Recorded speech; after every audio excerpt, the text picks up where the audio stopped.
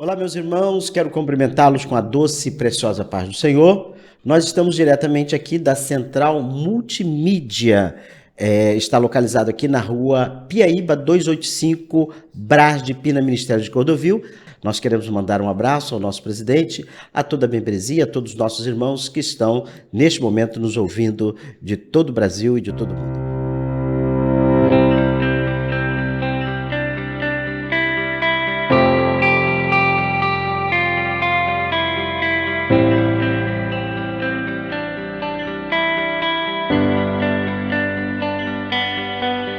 Muito bem, hoje nós estamos aqui com a presença da nossa irmã Raquel Basto. Irmã Raquel Basto, a paz do Senhor, que alegria em tê-la aqui conosco. E nós vamos falar de um tema de grande relevância, né? Vamos falar sobre depressão. Muito bem. Meus queridos, nós queremos também aqui agradecer ao nosso irmão Josué, que está na sonoplastia. E esse tema é muito importante, irmã Raquel. Irmã Raquel Bastos, 53 anos, casada há 30 anos com o diácono Rogério, membro do Ministério de Cordovil há 44 anos. Muito bem. Graduada em Administração de Empresas e Ciências Contábeis, pós-graduada em Responsabilidade Social e Terceiro Setor, e trabalha há 22 anos na coordenação de curso pós-graduação na UFRJ. Psicanalista e também professora do curso Mulher Única. Mulher Única é o curso aqui que vem sendo realizado pelo BIFAED. Exato, Ministério da Família da nossa igreja. Muito bem, esse assunto hoje que nós vamos falar, antes eu gostaria de deixar para os nossos irmãos um texto da Palavra de Deus que está na segunda epístola de Pedro, primeira epístola da carta de Pedro, no capítulo de número 5, versículo de número 7, que diz assim: lançando sobre ele toda a vossa ansiedade, porque ele tem cuidado de vós. Deus abençoe.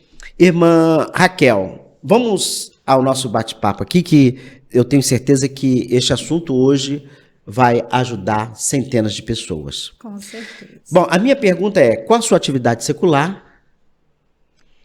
Então, primeiramente eu quero agradecer essa oportunidade de estar aqui. Seja bem-vinda. É um prazer estar falando sobre esse tema, que é um tema que vem sendo falado ultimamente, principalmente pós-pandemia.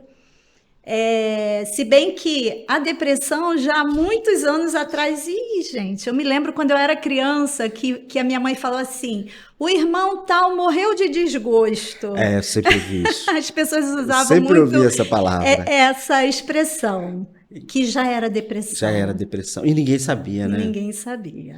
E hoje a irmã acha que após o Covid, esse número disparou. Disparou.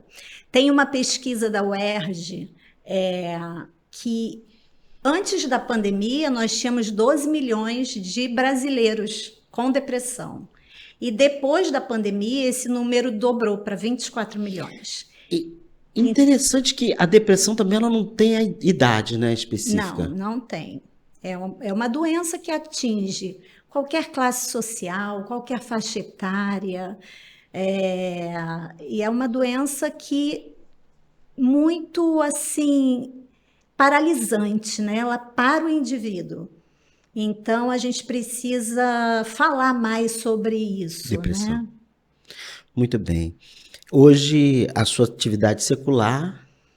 Então, hoje eu trabalho na UFRJ, eu trabalho com projetos sociais, na área de empreendedorismo, responsabilidade social, terceiro setor, e eu sempre lido com muitos projetos e pessoas e mulheres, então eu estou sempre circulando, e aí eu já venho, né, atuando ali com a minha escuta, tentando dar um acolhimento... nessa área. Queira ou não, a senhora está sendo remédio nesse local de trabalho, né? Exato. Muito importante. Então, sendo a irmã da área administrativa e também, como nós lemos aqui, o seu histórico e da área financeira, o que lhe levou a tornar a irmã ser hoje uma psicanalista? Então, há 10 anos atrás, esse ano completou 10 anos que eu tive depressão. Eu fui diagnosticada com depressão num grau severo, síndrome do pânico e síndrome do pensamento acelerado. Então, eu vivi a doença, eu passei por todos os sintomas, eu conheço bem o quadro, e só que o Senhor me curou. Um dia o Senhor foi na minha casa e eu tive uma experiência sobrenatural. E a partir daí eu comecei a receber alguns convites para contar o meu testemunho de cura. Sim. E ao final, as mulheres me procuravam, né, me perguntando se eu era da área, se eu podia ajudar. Aí eu pensei, bom, não foi à toa, né? O Senhor permitiu que eu vivesse um quadro depressivo por 2 anos e 6 meses, mais ou menos. Longo, né? Então, eu falei, bom, eu vou pegar isso como um propósito de vida. E aí eu fui me debruçando sobre o tema, comecei a estudar, fui parar dentro de um curso de psicanálise, de propósito de vida mesmo. Não, eu quero ajudar mulheres, quero ajudar pessoas, adolescentes, A senhora estava jovens. determinada. Estava determinada. E mergulhei. E ali eu me especializei, né, como psicanalista, e hoje eu venho atuando também, além da minha área profissional, né, administrativa financeira, eu venho atuando também como psicanalista. E hoje a procura desses pacientes que procuram a irmã para atendimento, qual é o perfil? Bom, por eu circular muito no meio evangélico, nas igrejas, levando já essa palestra, o meu público que eu estou focada é no público feminino, mulheres em depressão, com crises de ansiedade, síndromes do pânico, transtornos, e adolescentes. São essas 2 faixas etárias aí que eu estou caminhando e estou estudando e estou atendendo. E como é que a irmã tem visto esse período de palestra? A irmã já dá há quanto tempo? Já há bastante tempo, né? Já há 10 anos aí, desde quando eu fui curada, que eu passei a contar o meu testemunho e levar algumas informações. E aí depois, com a minha formação no curso de psicanálise, já tem uns 2 anos, eu preparei uma palestra. Então hoje eu dou primeiro uma palestra e num segundo momento eu conto o testemunho. Porque ao contar, ao trazer informações, as mulheres e o público em geral que estão assistindo, né, as palestras acabam se identificando. Sim, Né? Porque a gente vai tecendo detalhes, vamos falando dos sintomas, as mudanças nos comportamentos, o que uma pessoa depressiva passa, enfim, todas as informações. A gente acho que vai falar um pouquinho mais sobre essa questão. Nós estamos diretamente aqui da Central Multimídia e hoje nós estamos aqui entrevistando a nossa irmã Raquel Basto, que é especialista nessa área. Irmã, as pessoas dizem que depressão eles usam aquele dito, frescura, mimimi. Como é que a irmã vê essa questão da depressão? O que a irmã pode falar sobre essa situação? Porque eu lembro que algumas situações, às vezes a pessoa começa a ficar desanimada dentro de casa, isso é bobagem, isso é frescura. Como é que realmente dá o início da depressão? Então, eu fico muito irritada. Sim. Quando eu escuto as pessoas dizerem que é frescura, que é mimimi, é falta de uma louça para lavar. Sim. Mas não é. A depressão é uma doença, o próprio nome diz, né? É depressão, ou seja, um afundamento. O principal sintoma é a perda de energia para você realizar suas atividades. E tem muitas pessoas que acham que a tristeza é o principal fator, é o principal sintoma. Não, não é. Não é. É um dos, porque sim, a depressão são vários, né? Digamos assim, é um quebra-cabeça que se instala ali a depressão. Mas a falta de energia para realizar as atividades do dia a dia, ou seja, a vida fica sem aquele colorido, a vida fica preto e branco, a pessoa não tem ânimo, não sabe, você não tem aquele start de manhã para levantar da cama. Os psiquiatras, inclusive, usam um termo que eu acho muito interessante, que é paralisia em chumbo. É como se a pessoa tivesse chumbo nas pernas e você não consegue se levantar de manhã da cama, né, para seguir com as suas atividades. Então, a pessoa passa a fazer tudo ali na cama. Toma café na cama, se alguém liga, ela atende o celular ali mesmo. Se ela tem filhos, os filhos vão para cima da cama também, fica todo mundo ali naquele ambiente. Ela não consegue se levantar. E os médicos falam: olha, se levante, faça esse movimento, saia da cama, nem que seja para você se jogar no sofá. Sim. Mas faça esse movimento, porque você precisa enganar seu cérebro, você precisa mandar essa mensagem para o seu cérebro. Olha, depressão, você está aqui, mas é uma mentira. Eu vou te vencer, eu vou levantar, eu vou fazer esse movimento. Porque a pessoa que está nessas condições, prostrada em cima de uma cama, ela está completamente paralisada. E eu vivi isso. Eu passava dias e dias em cima de uma cama e às vezes eu pedi o Rogério para fechar o blackout da cortina do meu quarto, porque eu não queria, não aguentava ver uma greta assim, uma flechinha de luz entrando. Eu só queria ficar em cima da cama, deitada ali, quietinha. Para a pessoa que tem depressão, a cama é o melhor lugar. E aí as pessoas falam: ah, mas depressão é frescura, é mimimi. Não, não é. Alguém chega para um doente que está acamado, levanta, deixa de frescura, vai lavar uma louça? Não. Por que fazem isso, né, com uma pessoa que está em depressão, que está ali em sofrimento? Então, depressão é uma doença, ela tem vários graus, tem o leve, o moderado, o mais severo, mas há cura. E tem, às vezes, dependendo do tratamento, das terapias, né, a pessoa consegue até ficar livre da doença sem medicamento. Então, a gente precisa, sabe, falar mais sobre a doença, tirar esse preconceito de que é frescura, que é mimimi. É preciso a pessoa também encontrar ajuda, mas até para encontrar ajuda, às vezes a pessoa tem dificuldade de pedir ajuda. É difícil. Eu lembro, a senhora falou... Sozinha a pessoa, dificilmente ela consegue. Ela precisa de uma rede de apoio. Eu lembro que uns 30 anos, 35 anos atrás, eu da garoto, eu ajudava um determinado pastor, adolescente, e uma vez ele falou, numa determinada reunião, ele dizia assim: eu tenho às vezes vontade de dormir e não acordar mais. E ainda não se tinha essa palavra depressão.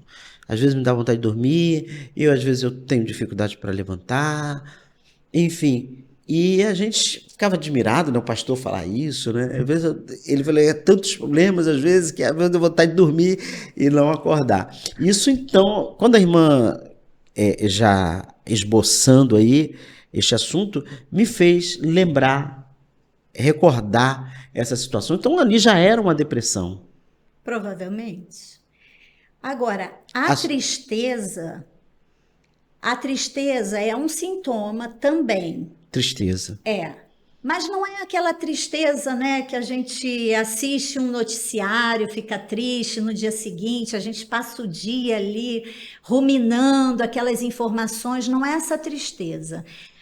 A tristeza da depressão, ela persiste por 2, 3 semanas.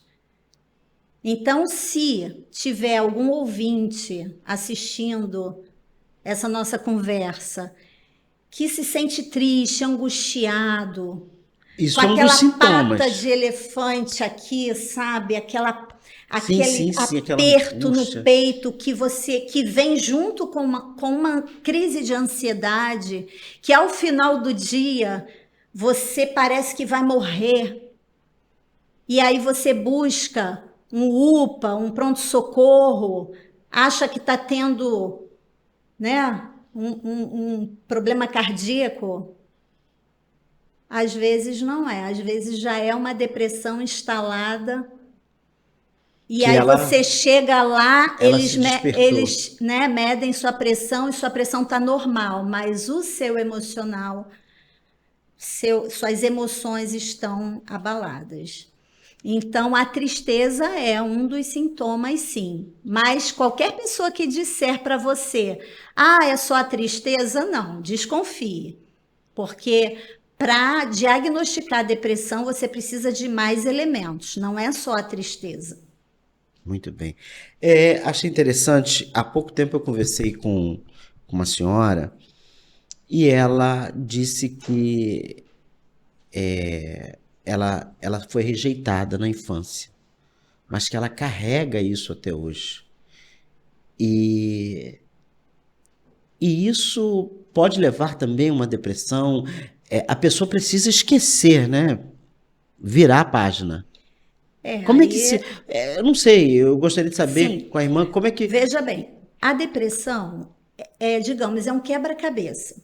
Então, você tem, primeiro, a parte genética, é fundamental. Sim, Estudos mostram que se você tiver um pai ou uma mãe que já tiveram depressão, você tem aí sim, importante essa fala. duas vezes mais chances de ter.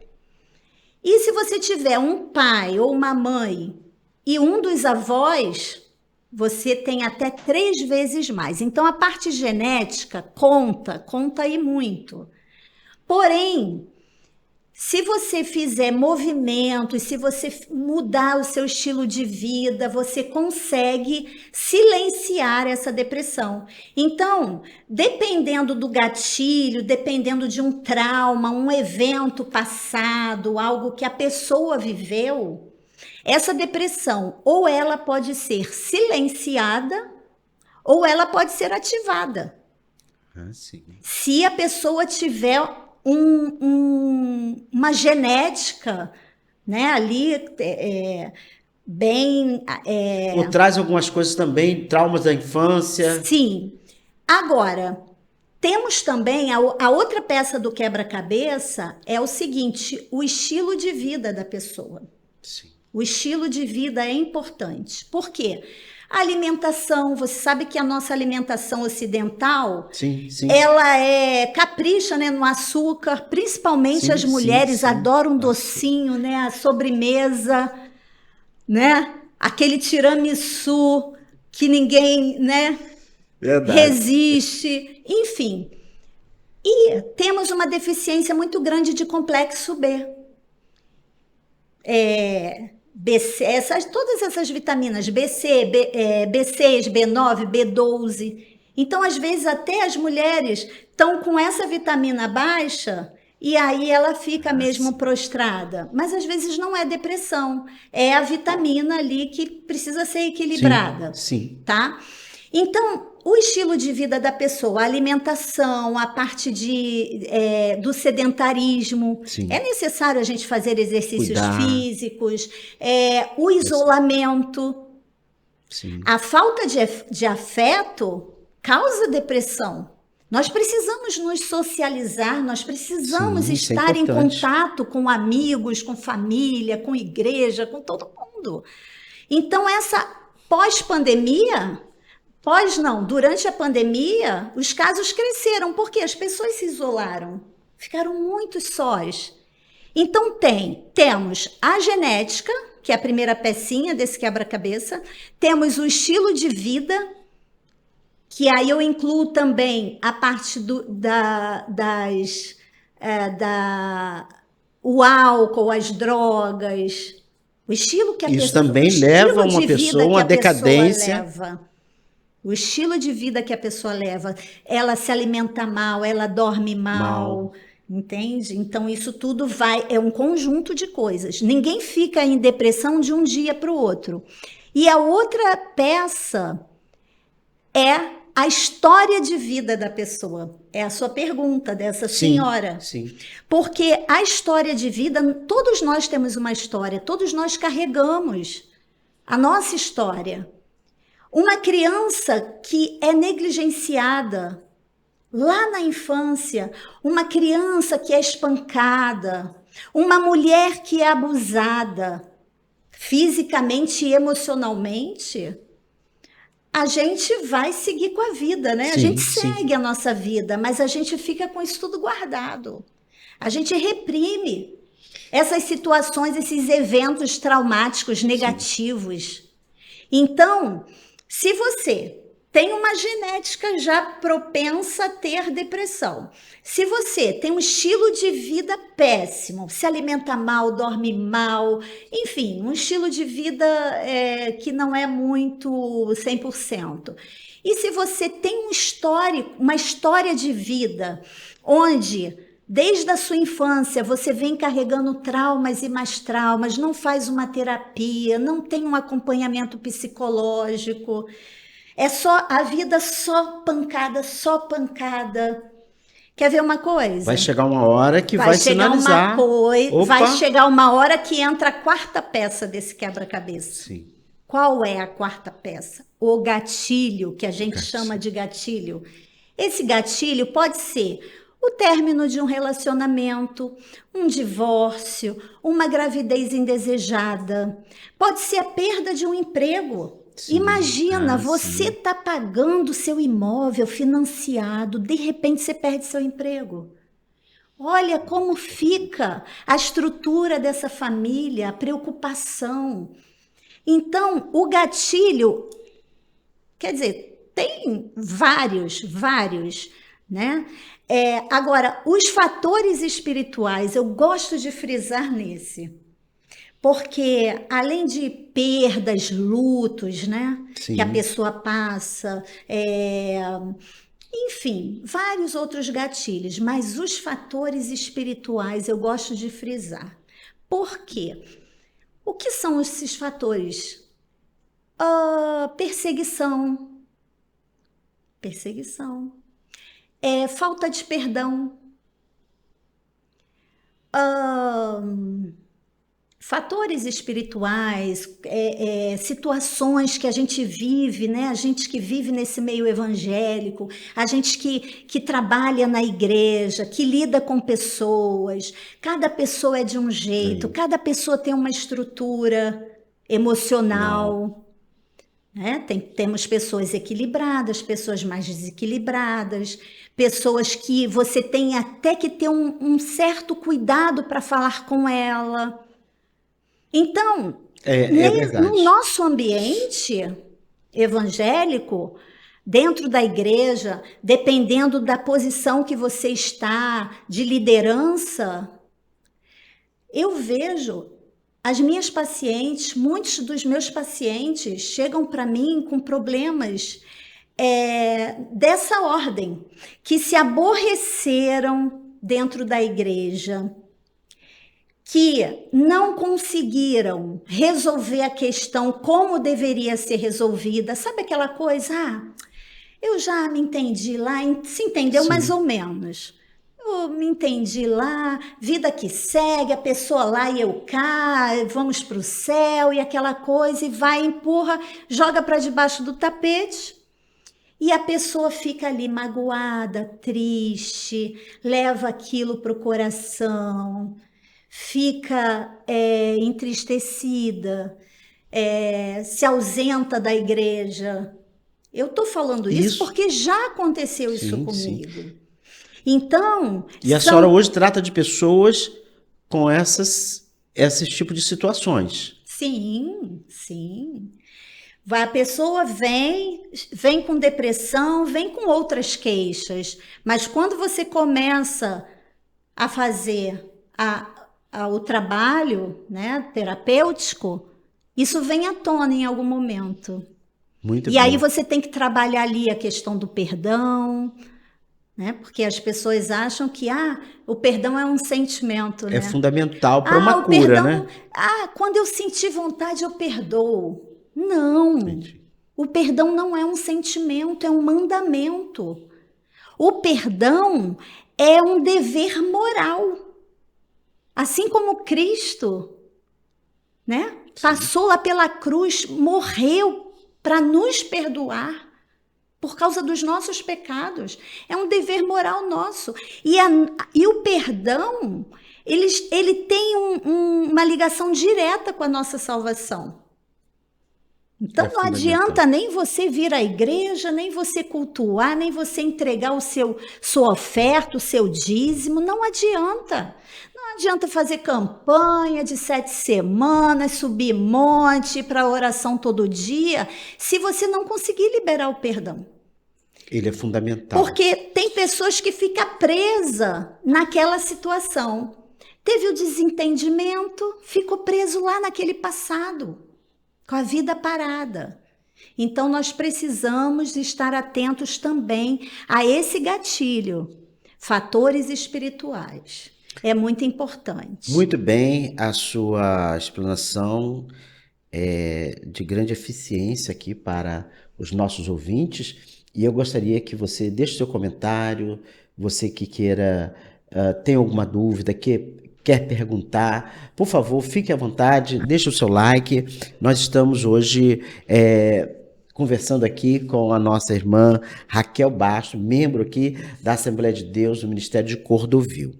Irmã Raquel, acredito que nas perguntas que eu tenho aqui para a irmã, as mudanças que ocorrem na vida de uma pessoa com depressão, isso a irmã falou. Sim, basicamente as mudanças ocorrem no No comportamento, aquela comportamento. história dela não conseguir sair da cama, Sim, evitar festas, a pessoa não consegue sair sozinha, essa parte no comportamento. sim. Depois tem nos pensamentos. A pessoa é Ah, tomada de sim. Isso é pensamentos bom. negativos. A mente, né, é tomada por Por pensamento. 3 pensamentos. Pensamentos de inutilidade, ou seja, eu sou uma inútil, ninguém gosta de mim, se eu morrer, ninguém vai sentir minha falta. Quando eu estava em depressão, eu confesso, eu não pensei em morrer, mas eu não queria viver. E eu me olhava no espelho e eu pensava, ninguém te ama, Raquel. Se você morrer, ninguém vai sentir sua falta. Olha como os pensamentos são mentirosos. Sim. Porque eu venho de uma família de 7 irmãos, eu sou a caçulinha, eu sou muito amada. Meu marido, né, Rogério, me aturando aí 37 anos. Deus abençoe esse Me ama. casamento, irmão Rogério. Meus amigos, minha Sim. igreja. Como eu, doente, tendo esses pensamentos? É loucura isso. E pensamentos de desesperança. Pessoas que, dependendo do grau onde ela se encontra, ela tem pensamentos suicidas e de morte. Então, são 3 tipos de pensamentos que uma pessoa que se encontra num quadro depressivo pensa. Sem contar a autoestima muito baixa, e aí a mudança nos sentimentos e no humor, porque a pessoa é tomada de uma tristeza muito grande, autoestima baixa, ela fica melancólica, ela fica isolada, e também mudança no físico. A pessoa sente dores musculares, dores de cabeça. Isso começa a afetar A o parte físico. física também. Intestino desarranjado. Enfim, Emocional, total. há um Total. descontrole. Muito bem. A pergunta que não quer calar: a depressão, ela tem cura? Tem cura. Graças a Deus. Ainda que os médicos não curem, a gente sabe que o Senhor Jesus cura. Aleluia. Ele é tremendo, assim Glória como a ele me Deus. curou há 10 anos atrás. Eu já estava numa situação tão caótica que eu não tinha saída. Se ele não me curasse, eu não estaria aqui hoje. Então, o Senhor cura, mas há tratamentos. Há tratamentos. Procure um psiquiatra, um psicólogo, um psicanalista, procure ajuda. Tem tratamento, tem cura. E o que dizer à pessoa que tem depressão? A senhora já falou alguma coisa aqui, mas é bom a gente dar mais uma pincelada. O que dizer ou o que não dizer? Porque as pessoas não sabem lidar muito Sim, com aí a isso. senhora falou algumas coisas de alguém que está com depressão que nós não devemos dizer a essa pessoa. Exato, olha. A senhora já pincelou. A gente, então, anima. Levanta dessa cama. Vamos dar uma saída, vamos no shopping. Vamos dar uma saída. Esse tipo de coisa. Um convite. É você se comparar a sua vida com a dela. Tipo, você não vê como eu sou forte, como eu encaro minhas lutas, como eu encaro meus problemas? Você tem que fazer igual a mim. Não se compare, porque há um sofrimento ali. E quando você menospreza a dor daquela pessoa, ela fica muito pior. Então, evite dizer, dá uma ligada para mim, vamos ao shopping, vamos isso, levanta dessa cama, vá lavar uma louça. Sim. Não, evite. Ao contrário, você, Raquel, mas a gente não sabe, às vezes a gente faz isso até inconsciente. Quando você vê, você já falou, porque você tem uma intenção boa de ajudar. Mas procure dizer outras coisas, procure acolher aquela pessoa. Ao invés de você esperar que ela te ligue, dá uma ligada. Percebeu que alguém do seu lado, alguém do seu convívio está desaparecido? Pegue o telefone, dá uma ligada. Como é que você está? Você está bem? Olha, eu estou aqui. Você quer conversar? Sim, acolha, vamos ser mais empáticos a essas pessoas. Ofereça ajuda. Você vai quando na consulta? Eu vou com você. Essa rede de apoio é muito importante. Achei interessante na sua fala, quando uma irmã recentemente disse para mim, pastor, eu estive na casa da irmã, ela estava muito assim, para baixo. Aí lavei a loucinha dela lá, fiz um cafezinho, fiz um que bolo. Maravilha isso. Ela já se animou, já se levantou, daqui a pouco já estava cantando. Então, esse é um caminho, né? Não, é exatamente isso que a gente precisa fazer. E a pessoa se sente bem, porque a gente... É uma motivação.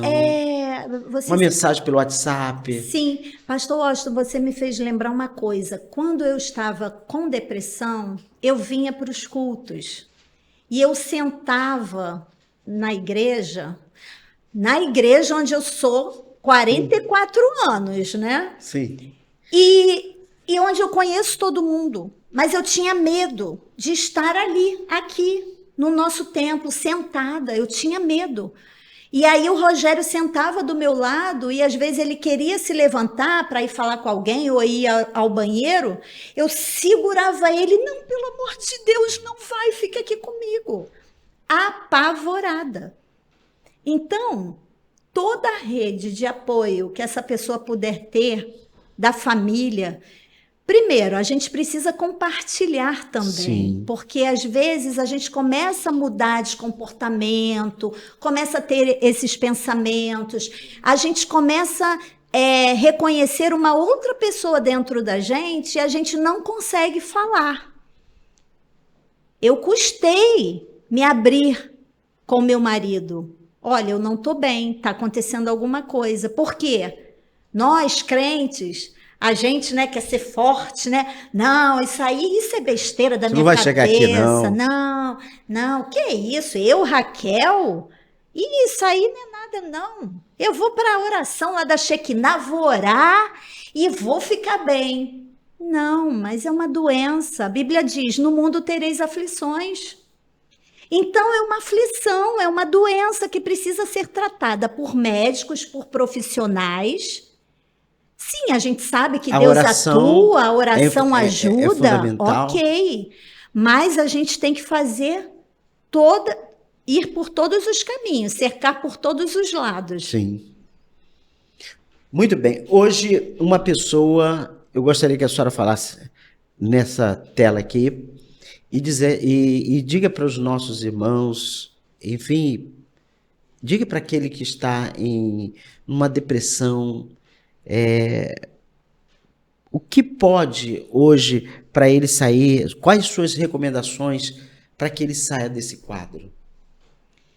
Bom, a primeira recomendação é profissional. Sim. Se você se Procura encontra, se você se encontra num quadro, né? Ainda que iniciando uma depressão, que você não se reconheça mais, se você está se sentindo bem diferente, se você se identificou com alguns desses sintomas que eu relatei aqui, busque ajuda, procure um médico, um psiquiatra, ou um psicólogo, ou um psicanalista, faça suas terapias, busque ajuda. Se você se encontra numa depressão muito severa, onde vem pensamentos suicidas e de morte, temos o CVV, que é o Centro de Valorização da Vida, no número 188. Até para os familiares é bom você ter esse contato, né? Se precisar. Creio eu que não vai precisar.